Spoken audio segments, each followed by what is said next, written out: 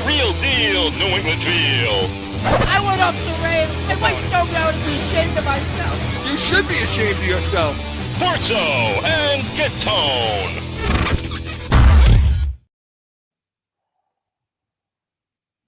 Welcome into Corso and Catone, the real deal New England feel. I'm Corso. Catone is here. Joe's with us in the booth. You are watching us on YouTube. When you're on YouTube, make sure you subscribe. Give us that like. Hit that button.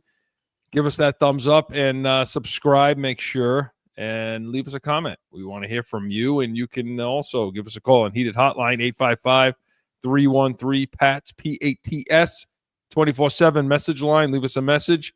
Have a take, or you can email us in our mailbag, corso.catone@gmail.com. Hey, got a good one. Going to go back in the weekly rewind, talk about that Cincinnati Bengal win, 26-20 win over the Bengals on the road. Discuss that, break that down a little bit, and, of course, Catone's comments. You up to that today? Yeah, I'm gonna try. Mock's playing injured right now. He's playing hurt.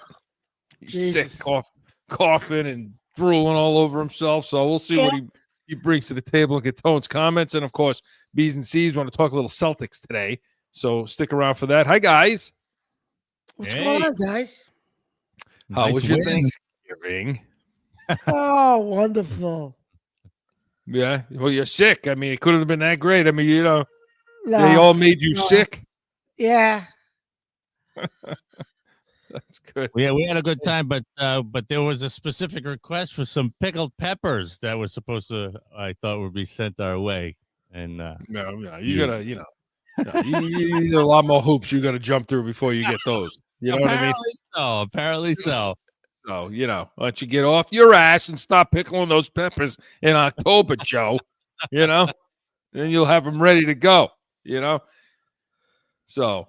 A smart person, I could teach. I could give you the peppers, but wouldn't it be better if I taught you how to make them yourself? Then you can make peppers, and then you could have peppers forever. I thought this was the giving season, but I guess not.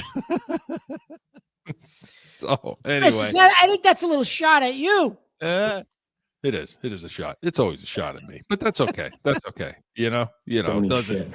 That's right, Mike Rabel. It doesn't mean shit. So, we'll hear from him in a little bit and what that is right there. But want to talk about the game that was in Cincinnati. When you guys are ready to do that, we're going to do it in Weekly Rewind. Joe.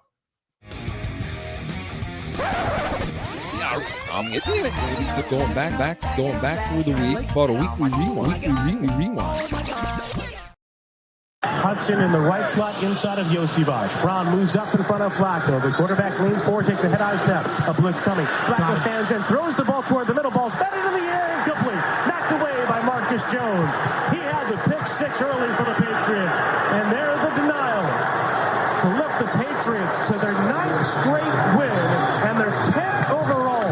It comes at a cost, but nonetheless, they're going to hold on in Cincinnati by a 26-20 score with 18 seconds left and only one snap remaining from victory formation. Yeah, that's a good get off by your defense here. Again, it's the pressure by Jason from the right side that gets to Flacco. He gets the first hit, and then forces that ball up.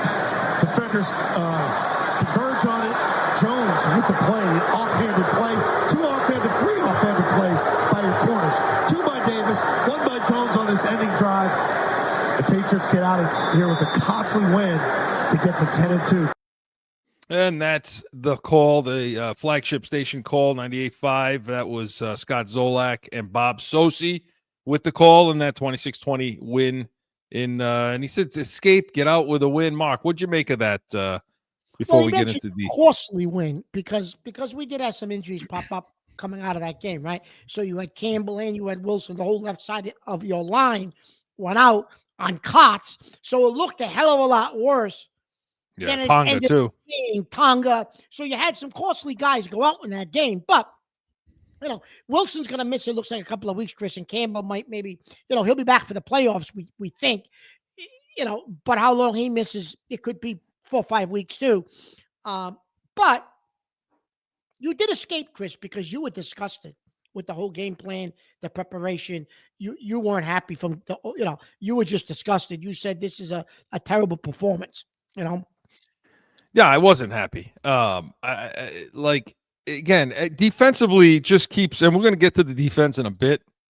We want to start with the offense of Drake May, but it just seemed like it just seemed disjointed to me. Like there was no, I couldn't understand, what are we trying to get done today?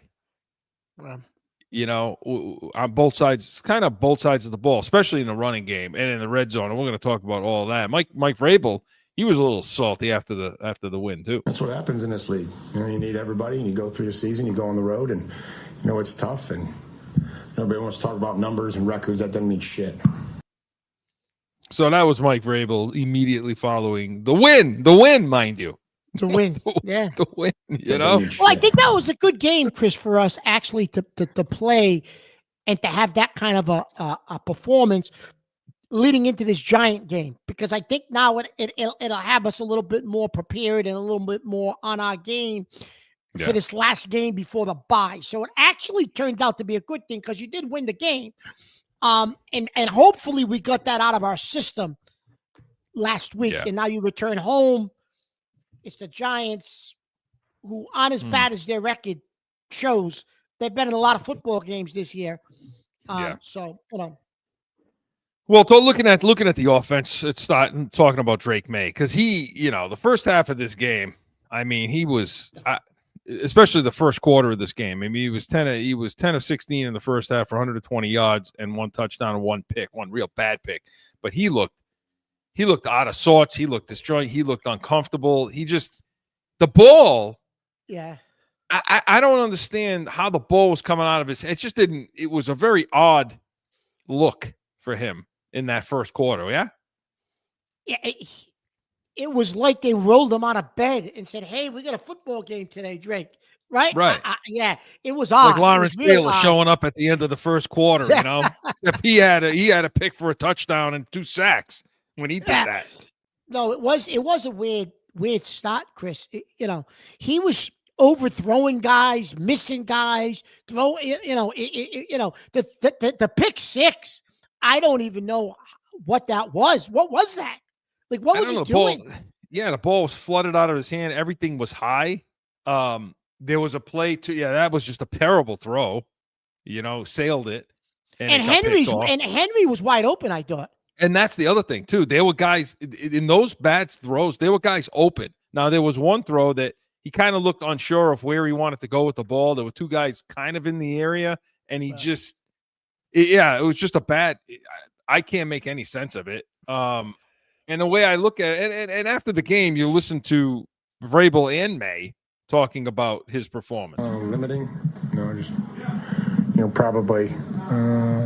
Admittedly, not his best performance, but give them credit, and I think he came up big with some good throws, and I'm sure there was a couple that he'd like to have back. Sometimes just not trusting it and just gotta let it go. That's when I'm throwing it best and on time and feeling the best. So I know I wasn't very accurate early on, and found a groove and. Just head back to the basics.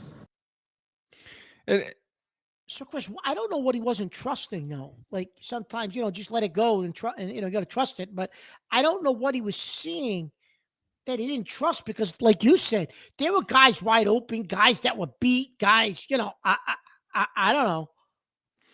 Yeah, like and notice in this game, one of the things that we've seen out of him. Talking about, you check downs. I don't want to be check down Charlie, and not going to throw to the tight ends as much, or the backs or whatever. This game, and you said this may have happened. You said this last week. This may happen in this game where he throws to the tight ends a lot more, and that's what he did. I mean, out of the 22 catches, 10 of them went to the tight ends. And then let's see how many went to the backs. And let me ask you this though, Chris. And 4 went to the back. So 14 out of 22. Yeah, I'll wait until we get to the wide receivers. I'll wait for that question. Go ahead. Okay. All right. Well, because I mean, he didn't throw to the receivers; he threw to the tight ends a lot, and I know what you're going to say. I just And Chris, I guess sometimes when he's struggling, though, I think that's his level of that's his security blanket, right? He does Henry. still look for Henry and those and that outlet to the running back, but when his security blanket is Henry, right? We've noticed that over the last year and a half, right? Yeah, I mean, Henry had, I think, a career day. He had 7 catches, 115 yards, and a touchdown. Yeah. So, and should have had 2. Yeah. I mean, one was called back also. But so do you look at it like this is a glass? Do you look at it glasses? I mean, you know me, I'm a glasses half empty kind of guy. That's who I am. But Not unlike me. yeah, you're a positive guy. Well, maybe Joe can weigh in on this too, for that. But Joe, he was in the mountains for 4 days. He hasn't showered, shaved. Joe, but do you look at this like glasses half? Peppers, him. He is. I know. What's the matter? You didn't have enough food? You may looking for pickled peppers? I couldn't eat anything. I had nothing to eat. Yo, but do you look at this like a glass is half full or empty as it goes to his performance? And then we'll get to the rest of the offense. Well, I'll be honest with you. Because Chris, he bounced back. I mean, he did bounce back. So I'll say this. I'll say I'm going to look at it as he did bounce back. So I'll look at it as a glass half empty as it pertains to Drake May, but a half glass filled when it pertains to the flaws in this roster. Let's say that. Well, what did you mean the other way then? Empty as it relates to the roster and full as it relates to May? Yeah, that's what I said, no? No, that's all right, though. You're sick, Yeah, that's what I thought I said, Chris. Well, let's get to the roster then, because you're aching. You're dying. I can, you're like, Shit. Yeah. you're dying. Shit. Dying. So is it a falsetto? I mean. Oh, don't you play him. But you're dying to say what I know you want to say about these receivers. Go. They stink. All right, I said it. They stink. I don't care what anybody says, Chris. This receiver group. It's smoke and mirrors, Chris.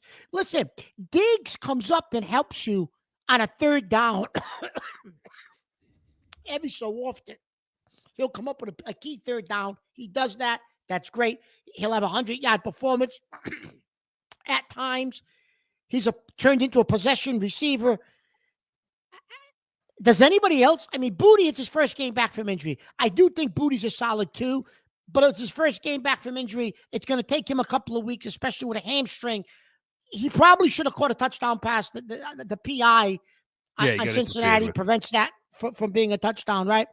But does anybody scare you? Like, teams eventually, Chris, have to figure out, look, let's just play man up. These receivers stink. Right? They got nothing at the receiver position. What are we doing? I mean, we're making Drake May look like an MVP with this receiving group. Yeah. Well, you see it at times. I mean, you see them when teams decide they want to play man against them and they want to bring pressure and heat, they can do it. And because again, they're guys you could take out of this game that aren't, they don't have that one. They don't have that guy, that AJ Brown.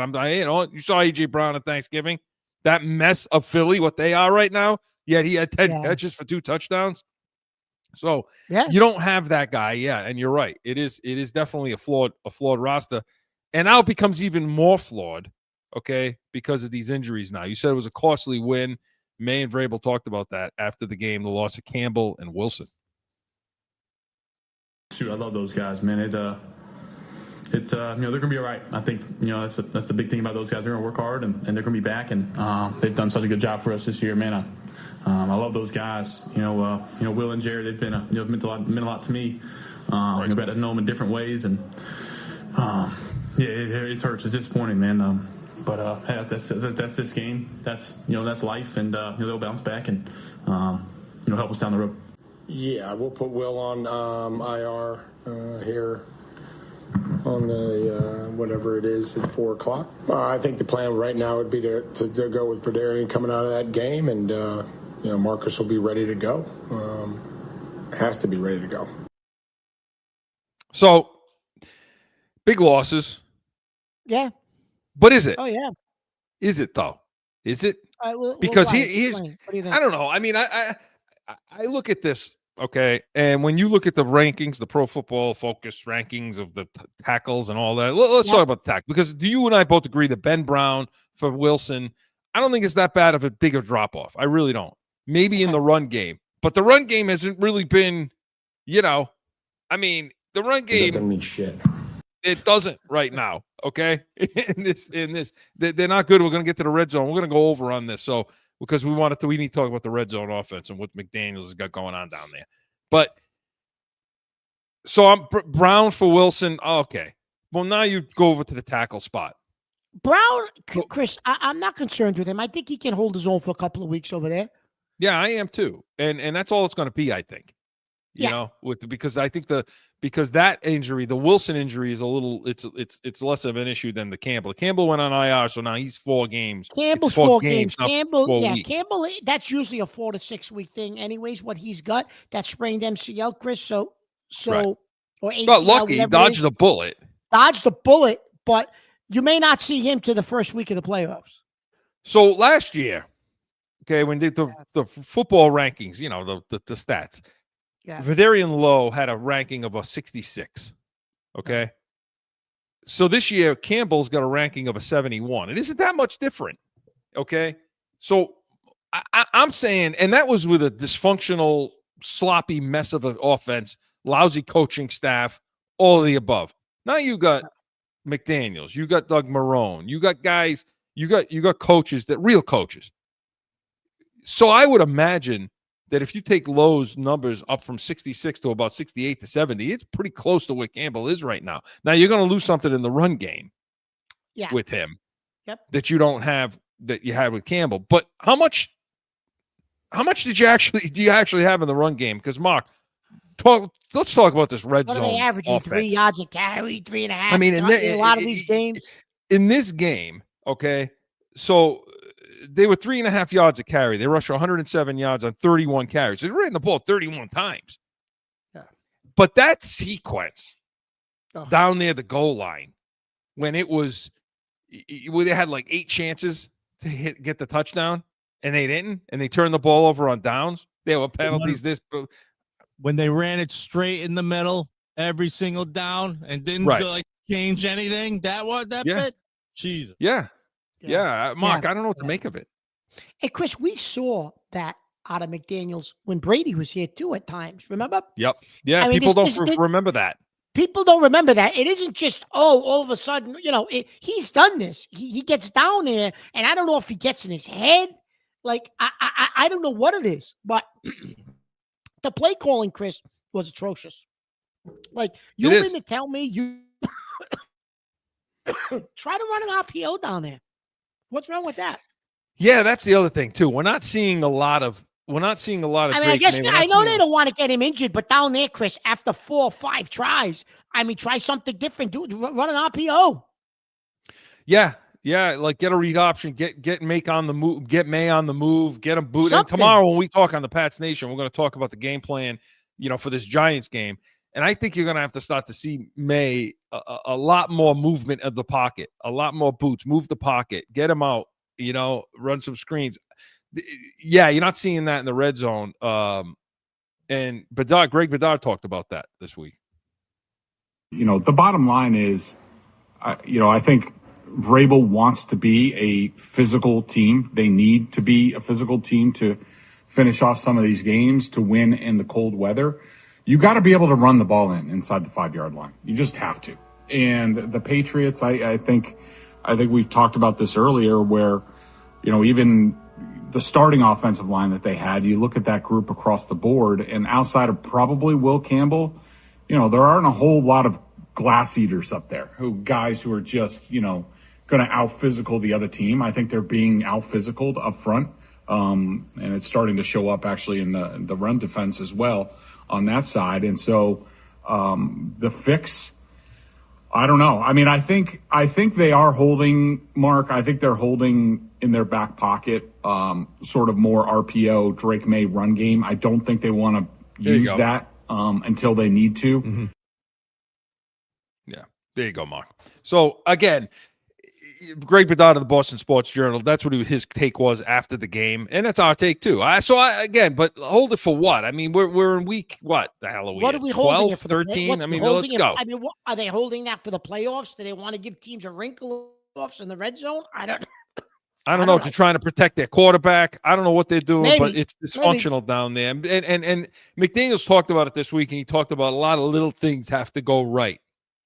You know, the attention to detail down there, because it's so compressed, so compact, it has to be better. And you still got basically a rookie quarterback, you know, and trying to figure that stuff out. So, but McDaniels has got to be better. They got to be better down in the red zone. They got to start converting these and scoring touchdowns. And the last thing I'll say, we're going to get the break. I don't like at that point, as dysfunctional as it was in that sequence, kick the damn field goal. At that point, kick the field goal. Kick the field goal. You're lucky that didn't come back to haunt you at the end, Chris. Because it would have been a 9-point. It would have been a 9-point game at the end. Yeah, you're lucky it didn't come back to haunt you. You know, I mean, that's one of those situations where you see it. The writing's on the wall. You're living it, and it's happening, and it's there, and it's a mess right now, and everything is dysfunctional. We just keep getting lucky with these calls and what's happening. And by the 8th play, when it becomes 4th down, you got to, as a coach, say, okay, hang on a second. Let's take some points here. Let's make something out of this mess, because that's the way it was trending. So we'll see what happens. But that's how they looked on offense. They got the job done. Obviously, they did what they needed to do to win the game. I don't think they win that game if Burrow's playing, but they do what they need to do on offense and get through and get their 10th win. But when we come back, we want to talk now, flip to the other side of the ball. Greg Bedard brings it up, Mark, a little bit. So I was talking about the run defense a little and some issues with that. We want to talk about that on the other side. This portion of Weekly Rewind was presented by the Pats Nation. Sundays, 8 a.m. Tomorrow, we're going to have our full breakdown of this Giants game, the Monday night matchup with the New York Giants. So stick around for that. When we come back, defense and so much more. No flipping.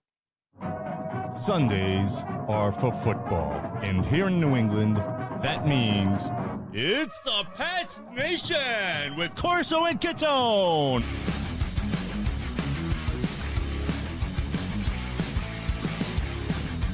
Sundays, 8 to 9 a.m.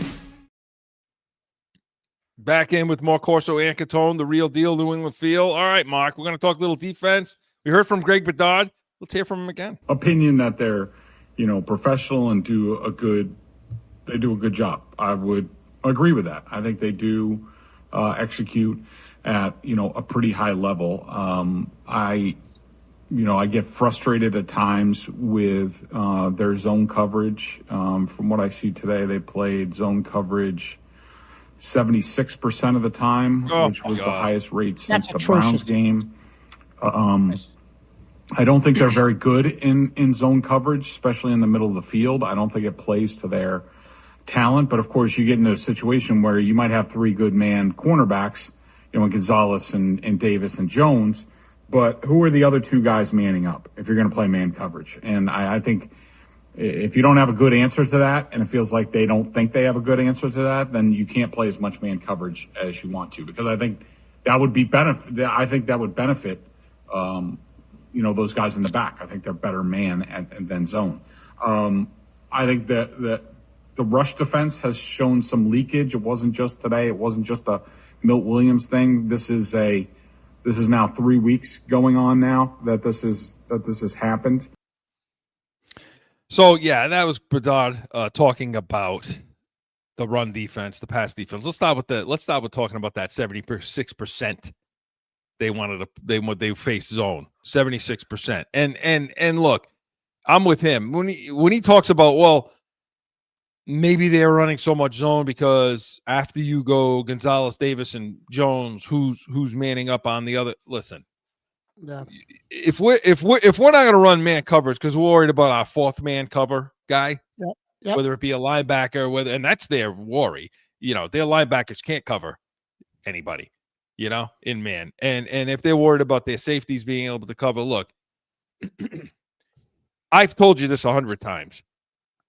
It isn't just we're all in zone, we're all in man, and that's the end of it. You know, it's more complicated than that. You have man on portions of the field playing man coverage, solo coverages here or there, and then you got zone happening in other spots. So there is, there is a mix there that you So can it's play. not as simplistic as No, they should be in zone, they should be in man. It's not that simplistic. no. I mean, there's catch man. You know, there's man concepts of zone. You know, there's different types of things, especially when you're dealing with those stack formations and those bunch looks and how you want to handle those. Most teams can't play man in those situations because you end up with a guy running away from. You saw that on Thanksgiving Day. Yeah. You know, where Green Bay did that to Detroit constantly, you know, especially near the goal line. By the way, I don't know why we're not seeing those bunch formations and all that stuff on the goal line. But anyway, so I think that they're going to be a hell of a lot more successful if they stick in man and play man coverage with the corners they have.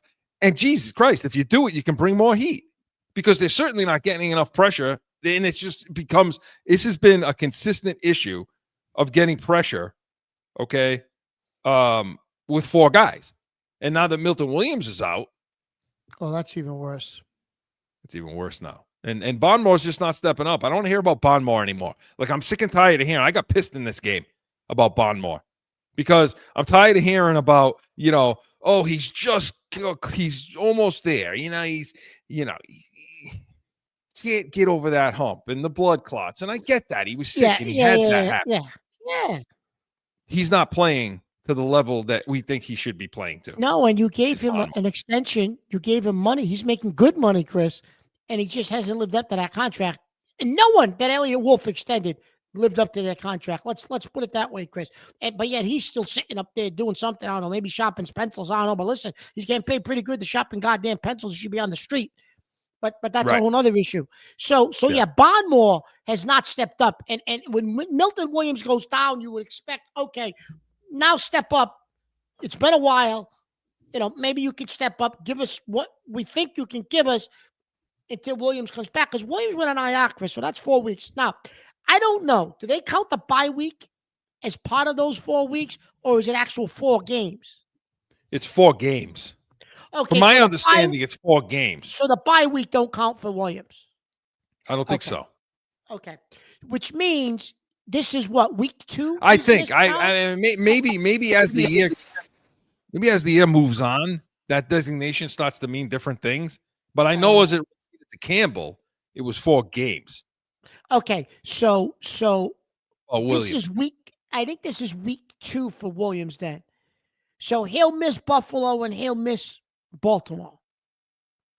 Bro, if it's 4 games, then yeah, he's going to miss 4 both of those games. Yeah, essentially. If it's 4 weeks, then he may be back for the Baltimore. And Campbell, my guess is you're not going to risk Campbell. Campbell won't be back until the playoffs. Is going to be my guess. No, or Miami.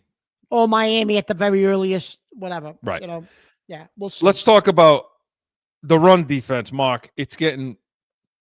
Well, Tonga going out hurt. Tonga going out obviously was a big. Yeah, that hurt us a lot. Milton Williams going out. You don't realize how much Williams.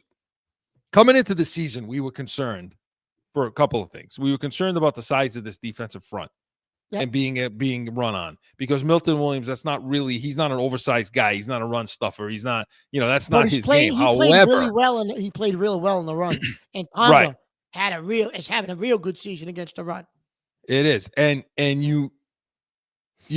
so you look at the situation, you're like, okay, Williams gave you a hell of a lot more than you thought he was going to against the run, and you didn't notice it until he went out of the game. I mean, and then there's the edges. I mean, Vrabel talked about the run defense, Mark. Build wall, set edges, and, not let easy yardage, off the edge on the first play. Just, again, it's about building a wall, setting the edge, and swarm tackling. And they pushed a couple piles on us, or they, had a couple runs in there, and, he sounds disgusted. Just have to make sure that we're not giving them the easy ones and we're making them earn everything that they get. And sometimes we didn't do that, and sometimes we had some. When we trigger and we build a wall, we no game. Well, Chris, you've been disgusted with their edge all season, pretty much. Even games that they played well, you're like, but Mark, they still struggle setting the edge in both the run and the pass. passing defense where they just it's an undisciplined thing, and that's what pisses me off about it. That's straight up just discipline. Yeah. It's just technique, it's discipline, it's understanding the situation during the play. And when he talks about building the wall, and the one thing that's teams can run the ball against you when he means when you build a wall. What the hell do you mean build a wall? Everybody play at the same level. Everybody's playing at the same level. A run game works when offensive lines and the offense can create gaps in the wall, like breaks in the level, where guys are not playing shoulder to shoulder in the run game, where guys are not level out with each other when a linebacker comes up and fills, okay, Yep. is filling a gap, it's filling a hole. Ideally, as a run front, you want to make sure everybody's shoulder to shoulder playing against the run, so there are no gaps in the levels. Those are the gaps that running backs get through. They wait for a break in that level where a guy is a little further upfield than the defensive lineman, and that gap in between, that's the gap they're running in. And that's what he means when he says build a wall. Linebackers are not filling to level. They're not filling to the level of the defensive front. Guys are not setting the edge, and that's why teams are being able to run the ball against us. And the other thing, Mark, real quick, is the amount that they were good all season with yards pre-contact, like pre-hit, like meaning before the running back gets hit. How many yards is the running back getting? Which means they weren't getting pushed. Right now, this defensive front's getting pushed. They're like a full yard to 2 yards worse than they were in pre-contact gain, meaning the running back hasn't gotten hit yet. And and he's gaining 2 yards already. That means you're getting the defensive front's getting pushed, Mark. And if Tonga's not going to play or he's out, I would argue to you that's a bigger loss than, say, Wilson on the offensive side of the ball. Yeah, I'd agree with that. Yeah, especially with the cold weather games coming up now. You got the Giants, then you're going to play Buffalo, then you're going to play Baltimore, teams who can run the ball. Yeah. Yeah. But and last thing, let me ask you this: this game, that wall they're creating or pushing, I would rather at least see some push and open a gap because someone's pushing in to get to Flacco, who had all day long made him look like he still had like he was a real quarterback. Still, he had all day, every play. He just sat there, disgusted. He's right. The pass rush is not good enough right now. No. You missed Williams. You really missed him a lot in this game. And so they're going to have to generate some pass rush. And what's weird, Mark, is to Joe's point, is when you have cover corners like we do, when you have man cover corners that can play. Look, most teams are not 3 deep at wide receiver. You got a tight end that you got to deal with. I get that, and you're dealing with an undersized Jones. So I get that part. But when you got guys that can play man like we can, you should be bringing pressure. Like Jackson Dock this week, we're going to talk about it tomorrow, should be seeing all kinds of pressure, Mark. Yeah. Yeah. How badly, you hear Vrabel's voice, you hear his answers. How bad is this team in need of a bye? Oh, desperately, Chris. I think physically and mentally, it's time now, right? I mean, I know everyone kept saying, "Oh, it's great you got the bye later in the year. It works out well." Blah blah. Well, not really, because now you're kind of stretching it thin. You've got a couple of injuries pop up. Mentally, I think you're starting to wear down. So you need this bye, I think, desperately, Chris, to get yourself reset. Like I said, physically and mentally. Yeah, you could see it all across the board. You could see it. You absolutely could really see it. Yeah, you're right. And I'm glad you brought up the coaches. Be even more important. You could see it in the coaches. Yeah. Drake May, and I'm not making excuses. We're not an excuse show here. Okay. No, we're not apologists. We don't make, But Drake May looks tired. Yeah, he does. I don't mean physically. I mean, when you're looking at his face in that first quarter, he just looks like. Yeah, mentally, I think he's probably tired, processing and understanding and absorbing a different type of a game plan every single week. You're right, Chris.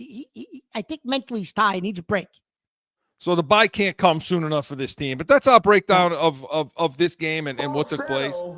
And could it be a falsetto? We'll see. We'll see. But we'll see what happens when they play the Giants on Monday night. We'll talk about that on the Pats Nation. When we come back, hopefully he's up to it. His voice is in full gear and doesn't going to cough through the whole thing. But stick around. Catone's comments is next.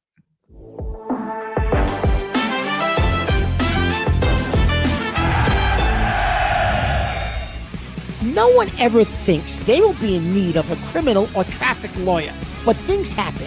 Corso Law Group is Arizona's leading criminal and traffic law firm. Call or go online to corsolawgroup.com and talk with these expert attorneys who I know will help. Time for Catone's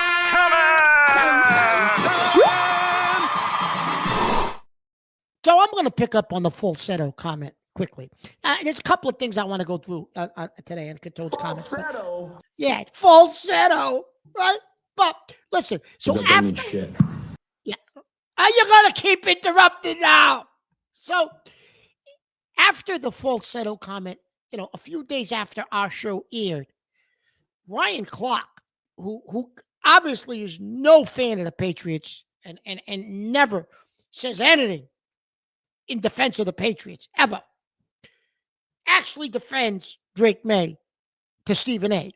And Stephen A. got on another rant and calls him a liar and all of this stuff. And Ryan Clark says to him, but he ain't a liar. He says, Stephen A. He says, do you honestly think that these guys actually are listening to, us being on this show gives us the right, even though we're ex-players, to say whatever the hell we want? He says about these guys, and they can't respond. He said, of course they can respond. He said, but do you honestly think they're sitting in the locker room watching, the Stephen A. Smith show? He said, do you honestly think he's watching? He said, yeah, everybody knows you're on it, Stephen A. It's your name. But do you honestly think that this kid knows that Cam Newton's on first week? First Take? He said, do you really think he knows Cam Newton's on First Take twice a week as a special guest? Do you really think he knows that? He said, I would tend to think he probably doesn't. So I don't think the kid's a liar. I think he's a 22, 23-year-old kid preparing to play football games every week. And he said, I don't know what show he's on. Like, hey, in other words, who gives a shit what shows he's on? I don't care. That's not what's important to me right now. And Ryan Clark calls Stephen A. out. And Stephen A., they kind of, how he does, he kind of starts to back off a little bit with his comment. And then like a day later, he basically almost apologizes, saying, well, no, I didn't mean to call him, I didn't mean to call him a liar.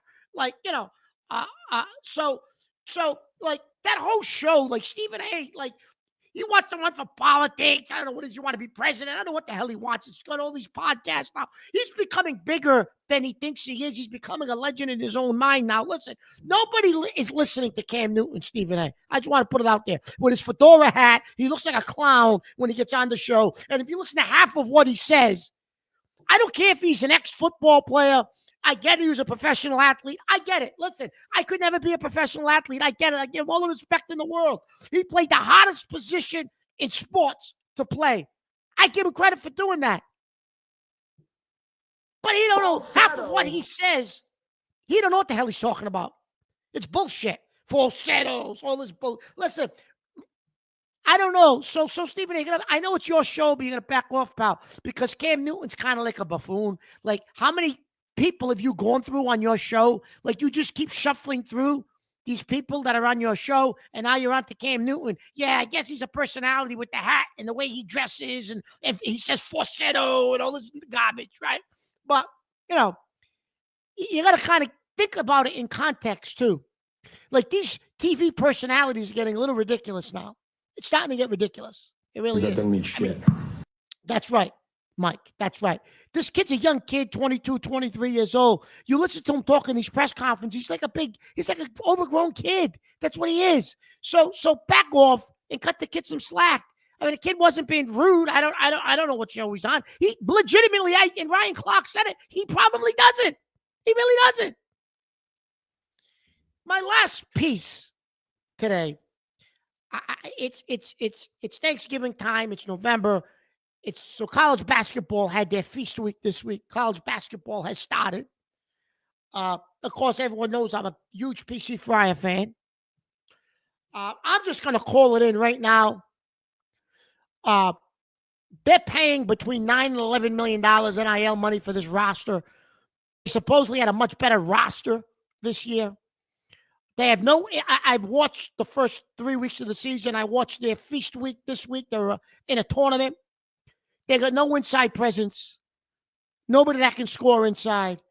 They got a center, Once, who really didn't take the next step. He's okay. He's a shot blocker, can play defense, has no offensive game at all inside. You're going to get, this Duncan Powell supposedly can play power forward. He's hurt, I guess. They're going to get crushed with the Big East style of play that they play. I hate to say this. It's time already to write the check and move on from this coach because I don't think he can coach. I don't think defensively they have a clue. Their rotations, their understanding of defensive principles, their toughness, their grit. This is now 3 years in a row I've watched this with this coach as far as toughness and grit and understanding, rotations and concepts and how you actually play defense at this level. I think it's going to be another lost year for PC. It hates me to say it. It's only, the end of November. I don't see this team being, even though they supposedly had a lot more talent than last year, I don't see them being a tournament. I'm saying this isn't a tournament team. This is not an NCAA tournament team. You get into the Big East, you can't play defense. You're getting up. They have 100 points the other day to Wisconsin. Thanksgiving night, they give 102 points or something. This is not an NCAA tournament team unless something drastically changes. And like I said, I hate to say it. I was hopeful when they hired Kim English. I just don't know if his style plays in our conference. This big boy basketball. Maybe it plays in the Atlantic 10. Might be time to move on, folks, already. And I hate this. Last week in November. That's the falsetto. Yeah. And that just brings us to stick around to the show because we're gonna have our PC Fryer minute every couple of weeks. I guess right now that today was. Well, we're gonna have it because we got to talk about it. Not a good intro to PC back. Geez, it is early, Mark, to be punting on the season. Well, that's what I've seen the first 3 weeks. Almighty. I'm disgusted. But the tougher the situation gets, like the more difficult. Remember in 2009, not to cross sports, but remember when they had that behind the scenes of Belichick and Brady and and they were showing that scene, and I think it was in Indianapolis. I don't remember where they were, but it was Brady and Belichick standing on the sideline talking during the game at the end of a game. Yeah. And Belichick is just shaking his head, and he's like, I just can't. I can't get these guys to play the way I want. And he made the comment, and the tougher it gets, the less likely we're going to make a play, the less likely we're going to show up. And when I watch PC play, did you watch? That's how I feel. Yeah, that's how I feel. Right. I feel like the tougher the situation gets, the less likely it is he's going to put them in a position to succeed. You said last year, Chris. You said to me last year, you said, Mark, I know they got a lot of injuries, but I don't think this guy's the right coach anyway. That's what you told me that last year.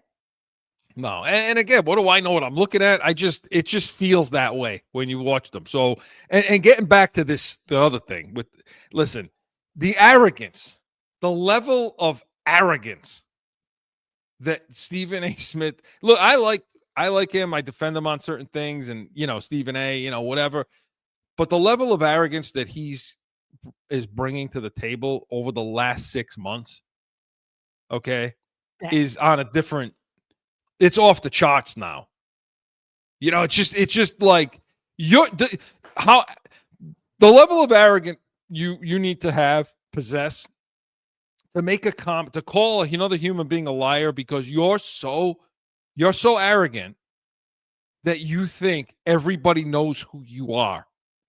that everybody knows who you are, where you are, and watches you religiously and understands what you're doing day to day. Do you have any idea how egotistical that whole thing was? First of all, 23-year-olds don't watch shows. They don't watch shows. They watch clips. They watch shorts. They watch TikTok. They watch crap that's up 30 seconds to a minute long. Yeah. That's what they watch. So could he have seen Cam Newton? Could he have heard those comments? Maybe. But I guarantee you he heard it in a clip. He heard it in a fight. Not knowing it was on the Stephen A. Smith show, right? Not knowing it was on First Take. You know, this kid's not up at that time in the morning watching your show. You arrogant prick. They're preparing for football, Chris. He's preparing for a game. They don't have the patience, the time, the patience, or energy, 22, 33-year-olds to sit and watch your show and watch you go on and drone on. They watch this show. Yeah, of course.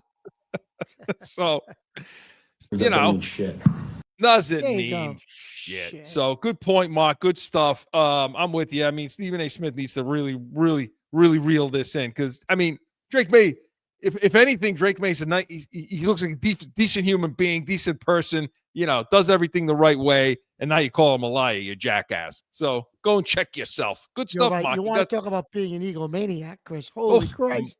Spot on. But good job, Mark. You kept the coughing on the check. Catone's comment. I did all right. Was presented by the Pats Nation. Sundays, 8 a.m. Eastern. Tomorrow, we're going to have our breakdown of the Giants game. Hopefully, Mark's voice will be in full swing, and he'll be able to fight through it. But we're going to have that and so much more. When we come back, though, going to talk B's and C's. Bruins Celtics is next. Sundays are for football. And here in New England, that means it's the Pats Nation with Corso and Catone.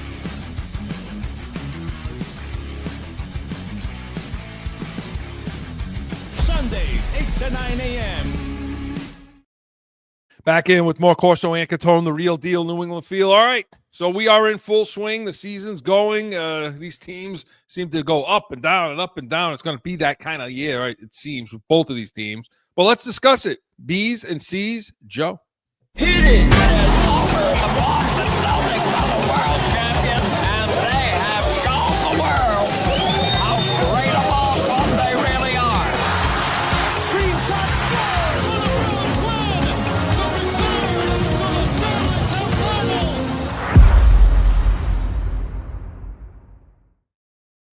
What's my initial takeaway? If you come ready to play or don't come at all. That's my whole thing. We gotta come ready to play. We just went through the motions today. Like I don't understand it. That was Jaylen Brown after one of their poor performances about a week ago now or so. He called out his team in the press, Mark, and they responded the next game. They played They did respond the next game. They played a hell of a lot better. But you know, right now they're sitting at 10-8. They're down in the 9th spot. You know, not that the playoffs make a difference right now. They're going to be sitting there probably all year, Chris, as a 500 team, which means you're going to be hovering around that playing game maybe all year, right? If you stay 500. Yeah. So, with everything that we see happening, or I guess not happening with this team, and I wanted you to talk a little bit about what you're seeing out there. Make it make sense to people as to why. You know, obviously Tatum makes a huge difference. It's clear. These guys that left the team, Porzingis and company, and Drew Holiday, and you know, even guys like Cornette. You know, that makes a huge difference. You took all stars off this team, okay? But we still think that they have more in the tank. We still think they can play better than they're playing. But even with all of that, Mark, they're still 10-8. They're 10-8, but I'm going to go back to something that you keep bringing up every week. Yeah. You're going to tell me this kid Simons can't play. So we win the game the other night against Detroit. Simons played 11 minutes. You mean to tell me that this kid shouldn't be playing 25 minutes a game and probably scoring 20, 25 points a game for you? I told you before. Is he in the doghouse? Like what? How's he only playing 11 minutes a game, Chris? Yeah, I said it to you. Like he's at the bottom of your bench, almost playing 11 minutes a game. Yeah, he played 12 minutes in that game. He had 5 points. Yeah. And I want to talk about that game in a second too. But to this point, there are two guys on this team, okay, that can fall out of bed and score 20 points. Yeah. Obviously, Jaylen Brown's one. Yep. This is the other one. Not Derek White, because we're going to talk about Derek White in a second. Okay? Who did have a good game the other night. He did, and I'm hoping that's catapults him now, to play better. But Simons is that guy. He's a 20-point scorer. Why isn't he obsessed starting? With this kid, Jordan Walsh. Why isn't he starting over Pritchard? I don't, and I think Pritchard would play better off the bench. Yeah. I don't know. Is it because Pritchard plays? Does Simons not play enough defense for Missoula? I don't know. Evidently not. Right? I mean, maybe he goes out there and he just wants to shoot and score, and he's not like Pritchard will give you something on both ends of the court. Even though I think Pritchard at times is a defensive liability because of his size and his lack of strength, but he hustles and he gives you everything he can give you on the basketball court on both sides. Even though, like I said, I think he's a liability a lot of times on defense. But something's up with this kid Simon, where how Missoula gets, Chris. He's petty and he's so this kid has had to have done something. Like where, not like he hasn't paid his dues yet. He's working in practice. I mean, what the hell is the issue? I don't know. Like you said though, Chris, this kid should be able to give you 20 points, falling out of bed. And you don't have a shitload of scoring on this team. So there's a lot of games he can give you 20, put you in a better position than you're in. Right. And he could score, and he could score from different parts of the floor. His mid-range game is good. Live by the three, die by the three. It doesn't have to live by the three and die by the three. And then the rumor is that they might be trying to work out a deal with Brooklyn, where Simons would go to Brooklyn. So it's like he's on the market for what? I don't know. So you're gonna make this team worse. Well, I do think, Chris, they want to be a lottery team. I really don't think they want to make the playoffs this year. The whole intent of doing what they did was to get into the lottery and maybe you strike lightning like Detroit, like Dallas. I thought it was to avoid the tax. I thought it was to avoid being under that second apron, where they want to save all that money. It is, but now that you've done that, the benefit of that is you become a lottery team too. You're under the tax, you're under the apron, but now you become a lottery team at the same time. So you think the owner's looking at this team saying 10-8, too good. It's too good. You think it's like a major league, right? Cleveland Indians in that movie. They suck, but they don't suck enough. They don't suck enough. Because listen, if you can get if you get under the apron now, you did that. You accomplished your goal. And now, if you can get yourself into the lottery, Chris, and you get lightning in a bottle like Dallas did, and you end up with a top 2 pick or something, well, now, holy shit, you add that to Tatum and Brown the following year? Okay, now you got something. Now you can start to work your way back to being a serious NBA contender again for the championship. Because, right now, obviously, they're not more than a playing game, probably, maybe a little above that. They're going to circle around that spot all season long, Chris. Yeah. And then do you bring Tatum back? If you're circling around?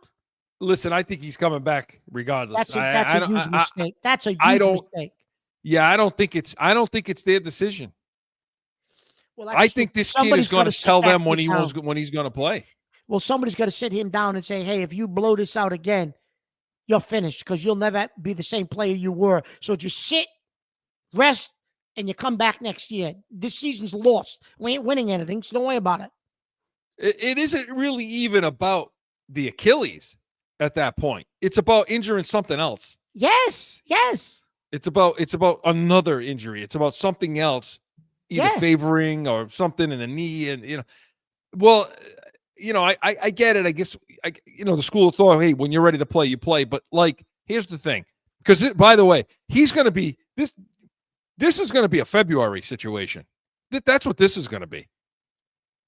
This is going to be February, and he's sitting there going, "I'm ready. I'm ready to go." Not March.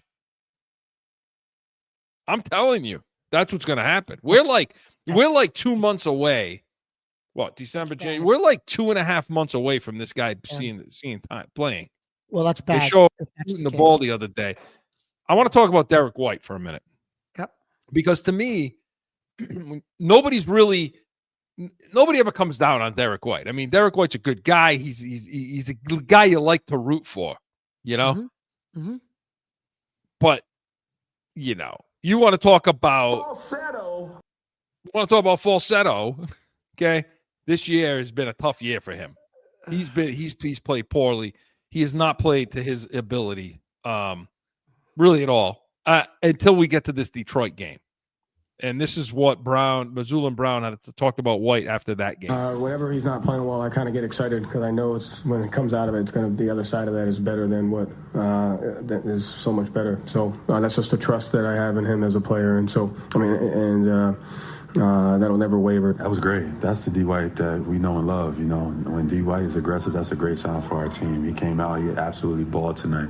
We got to find ways to get him more active, more involved. But Derek was a star. He was a stud tonight, and I love to see it. So in that game against Detroit, and I would say that's their signature win of the season so far. Yes, Detroit had what was their 13-game winning streak? Some yeah, thing like that, yeah. They were 15-2 going in or something. Yeah, they won like 13 in a row, 12 in a row, whatever. Yep. And so White ended up with 27 points off 31 minutes. He was 7 of 13. He was 6 of 11 from three-point land, 7 rebounds. Great game. Does he now? Do you think that jump starts him? Because that's when you look at this team and you go down and by the way, in that game, Kata didn't play, so they were defending with a smalls pretty much a lot of this game, and they were playing it. It was bothering Detroit a lot because Detroit, they were playing at their hip. A lot, those small guys defending, they did a nice job. But do you think this, like if Derek White plays like this, they may be a 5 or more above 500 team. You know what I mean? Like what I'm saying? Like, or is that? So let me ask you this, Chris: I making too much of him? So that's what I was just going to say to you. So was Derek White? Was he a product of having Brown and Tatum and Porzingis and Holiday and Horford and all these guys? Was he a product of all those guys on the court and he getting some easy looks and easy baskets? And did we? Because of that, did we think he was actually better than he was? And now all of a sudden, okay, Derek, give us what you give us. Well, that's really not him. He was the product of you had all these guys around you. Not better, but freer. See, like freer. When he's boxed into a situation to say, okay, you got to be the number. You're the 2 on this team now. You're the Jaylen Brown. Jaylen Brown's not him. That's not him. That's not him, Chris. I don't think he's got to be able to play not so much in a role. Yeah. Okay. It seems to me like he's a more free player. Wow. Different parts of his game come out at different parts of the night, and he's not boxed into one particular. That's to me. That's what it feels like. Like Derek White. I don't know. I don't think we've overplayed how good he is. I just think what they're asking him to do and the role he's trying to play and fit the square peg into a round hole mentally is what I think is happening with him. When he's out there and he can just play free, he can, he could be an inbounder or he can play off that ball and he can, he can play high. He could play high defense up at the top at half court, or you could drop him down and he could play in the lane a little bit. He could rebound. He can block shots. He's like free to do these things. Now he's playing in that number 2 role, and he's kind of like, I think he's thinking about things too much. It's just the way it looks to me. And what the hell do I know? What do you see? What do I see? I guess I do see a little bit of that, Chris, where he's trying to do too much because he's trying to play the old Jaylen Brown. I'll be the two.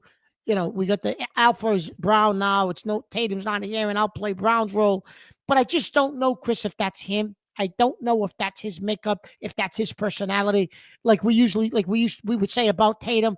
I don't think that's him, Chris. I think he likes to distribute, feed off other guys. Where I don't think he's necessarily comfortable. Well, I'm going to have to score 25 points a game now because I don't know if that's his style of play. Yeah. Well, we'll see. Can he do that? Yes. But is that his style? Does he want to do that? I don't know. Think so. I don't think so. So we'll see how it rolls out after that Detroit game, and if they can capitalize on that. But they're 10-8. They're sitting in the spot they're in. That's the spot they're going to be all season long. We'll see what happens. But we got to go. Corso and Catone was presented by the Pats Nation. Sundays, 8 a.m. Eastern tomorrow. Going to have our full pregame breakdown of that Giants Monday night matchup. Sunday spread. We're going to make you some money. Come back to this show next week, noon Eastern. Going to have our recap of that Giants game. Catone's comments. His throat will be better. So much more. Anything you bring to the table, we will be ready. We are Corso and Catone, the real deal New England feel. See you next. Now find Corso and Catone on AM 790, The Score, iHeartRadio, iTunes, wherever you podcast. Or subscribe to the YouTube channel and catch the chaos every Saturday at noon.